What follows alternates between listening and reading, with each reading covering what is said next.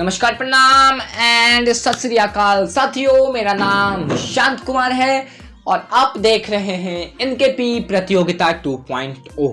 तो आज आप लोगों के लिए हम एक नया पैटर्न लेकर के आए हैं। तो इस पैटर्न के अंतर्गत, इस लेख के अंतर्गत, इस आर्टिकल के अंतर्गत आपको अंतरिक्ष विज्ञान से संबंधित कुछ महत्वपूर्ण रोचक तथ्य जानकारी देखने को मिलेगा।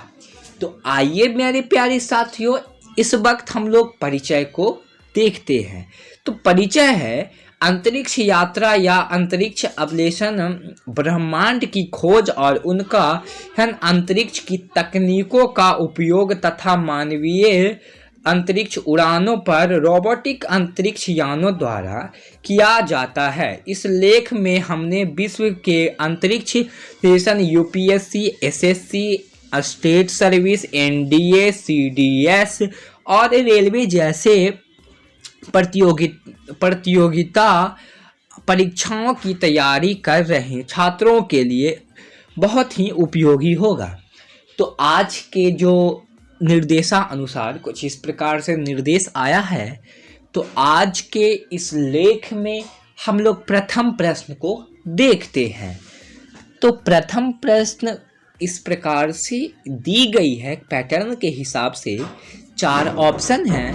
तो पहला प्रश्न हम लोग प्रारंभ करते हैं। तो निम्नलिखित में से किस देश ने लूना कार्यक्रम नामक मानव रहित अंतरिक्ष श्रृंखला मिशन की शुरुआत की है? तो विकल्प कुछ देख रहे हैं आप लोगों के स्क्रीन पे। 4 विकल्प हैं। सोवियत संघ विकल्प ए, विकल्प बी संयुक्त राष्ट्र अमेरिका, विकल्प सी चीन, विकल्प डी उपयुक्त में से कोई नहीं। तो आंसर ए इसका बिल्कुल सही होगा। आइए हम लोग एक्सप्लेनेशन को देखते हैं। तो लूना कार्यक्रम, लूना प्रोग्राम जो 1959 और 1976 के बीच चंद्रमा पर भेजने गए सोवियत संघ के मानव रहित अंतरिक्ष मिशन की एक श्रृंखला थी, जिसके एक ऑप्टिकल या लैंडर के रूप में डिजाइन किया गया था। इसलिए विकल्प ए इसका सही उत्तर होगा। अगला है कि प्रोजेक्ट अपोलो के लिए निम्नलिखित में से कौन सा लॉन्च वाहन इस्तेमाल किया गया?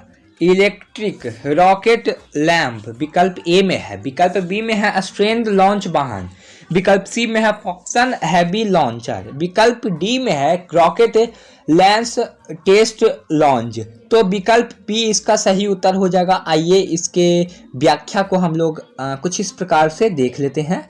तो आज का जो व्याख्या है कुछ इस प्रकार से है। प्रोजेक्ट अपोलो संयुक्त राष्ट्र अमेरिका द्वारा अपोलो अंतरिक्ष यान और सॉफ्टवेयर लॉन्च वाहन का उपयोग करने के लिए 1961 से 1972 के बीच किए गए मानव रहित प्रकाश मिशनों की एक श्रृंखला थी। इस प्रोजेक्ट में सॉफ्ट लॉन्च वाहन का इस्तेमाल किया गया था।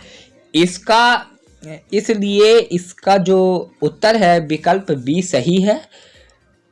अगला है तीसरा प्रश्न, जो निम्नलिखित में से कौन से प्रोजेक्ट अपोलो का हिस्सा नहीं थे?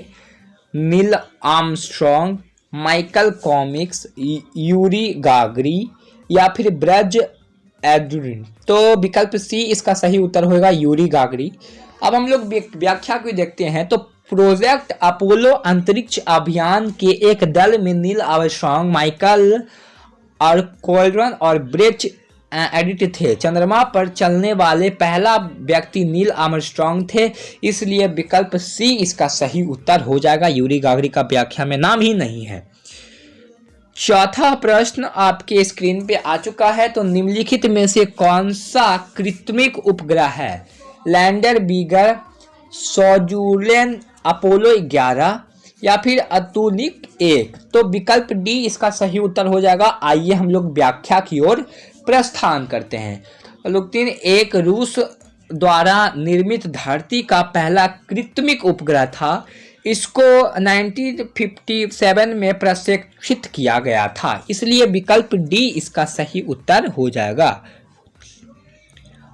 अगला पांचवा प्रश्न आपके स्क्रीन पे कुछ इस प्रकार से है कि निम्नलिखित में से कौन दिसंबर 1984 में सोवियत संघ और Australia, Bulgaria, France, Hungary, German decorate publish और फिर चेकोस्लोवाकिया और जर्मनी के संघित गणराज्य के बीच एक शहरी प्रयास में शुरू किया गया।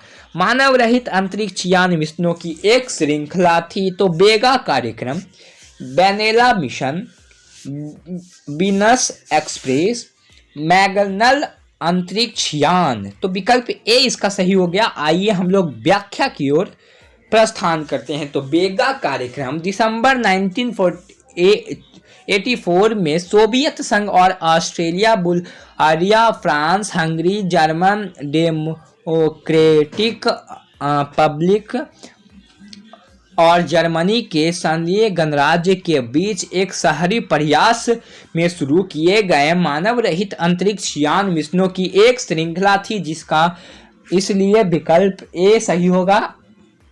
ठीक है, तो छठा प्रश्न आपके स्क्रीन पे आ चुका है। निम्नलिखित में से कौन यूरोपियन अंतरिक्ष एजेंसी का पहला वीनस एक्सप्लोरेशन मिशन था? मैगलन अंतरिक्ष यान, वीनस एक्सप्रेस, बेगा कार्यक्रम, वेनेला मिशन। तो विकल्प बी इसका सही उत्तर हो जाएगा। आइए व्याख्या की ओर प्रस्थान करते हैं। तो वीनस एक्सप्रेस यूरोपियन अंतरिक्ष एजेंसी का पहला वीनस एक्स लोकेशन मिशन है, इसलिए विकल्प बी सही उत्तर हो जाएगा। अगला है, निम्नलिखित में से कौन सा नासा अंतरिक्ष जांच धूमकेतु लैंपवल 1 के इंटीरियर की संरचना का अध्ययन करने के लिए डिजाइन किया गया था? मैसेंजर, हायाबुसा, रोंडा, डीप लैम्पर्ट। विकल्प डी इसका सही उत्तर हो जाएगा। आइए हम लोग व्याख्या की ओर प्रस्थान करते हैं। तो डीप इम्पैक्ट नासा अंतरिक्ष जांच धूमकेतु लैंपर 1 के इंजीनियरिंग की संरचना अध्ययन करने के लिए डिजाइन की गई थी, इसलिए विकल्प डी सही उत्तर हो जाएगा। नासा द्वारा ग्रह बृहस्पति और उनके चंद्रमा का अध्ययन करने के लिए निम्नलिखित में से कौन सा मानव रहित अंतरिक्ष यान भेजा गया था?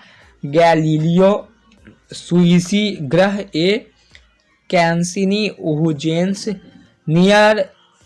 नियर शुमेकर।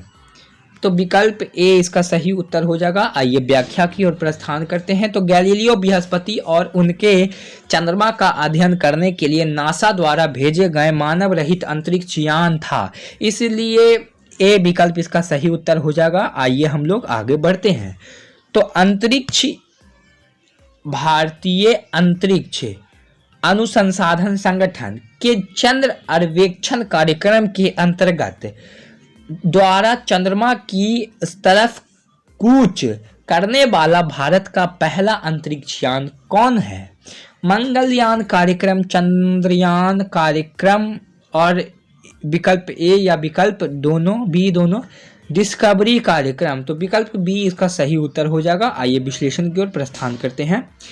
विश्लेषण कुछ इस प्रकार से है कि चंद्रमा कार्यक्रम भारतीय अंतरिक्ष अनुसंधान संगठन के चंद्र सर्वेक्षण कार्यक्रम के अंतर्गत द्वारा चंद्रमा की तरफ कूच करने वाला भारत का पहला अंतरिक्ष यान था।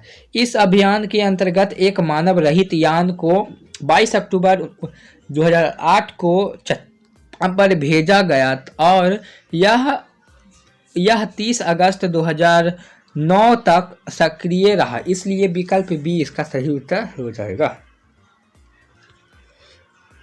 10वां प्रश्न आपकी स्क्रीन पे आ चुका है और यह लगभग अंतिम ही प्रश्न है। तो निम्नलिखित में से कौन से Lions Hopkins university line physical प्रयोगशाला यानी कि एक्सपेरिमेंट हॉल द्वारा नासा के एक डिजाइन की गई खोजी रोबोट स्पेस है, जो पृथ्वी से निकट क्षुद्रग्रह ईरो का अध्ययन करने के लिए बनाई गई थी?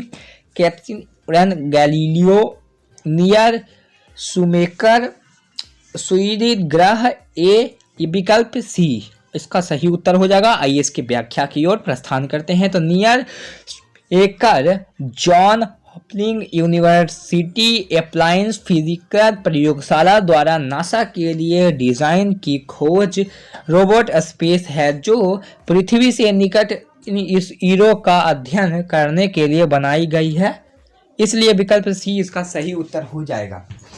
तो गाइस हम मिलते हैं अगले वीडियो में, तब तक के लिए हमें विदा दीजिए। अगले वीडियो में नया झलक, नया सब कुछ रहेगा, नया क्वेश्चन रहेगा। तो इस चैनल को सब्सक्राइब करना ना भूलें, इस वीडियो को लाइक करना ना भूलें। तो मिलते हैं अगले वीडियो में। Bye bye, tata, see you, ख्याल रखिएगा अपना।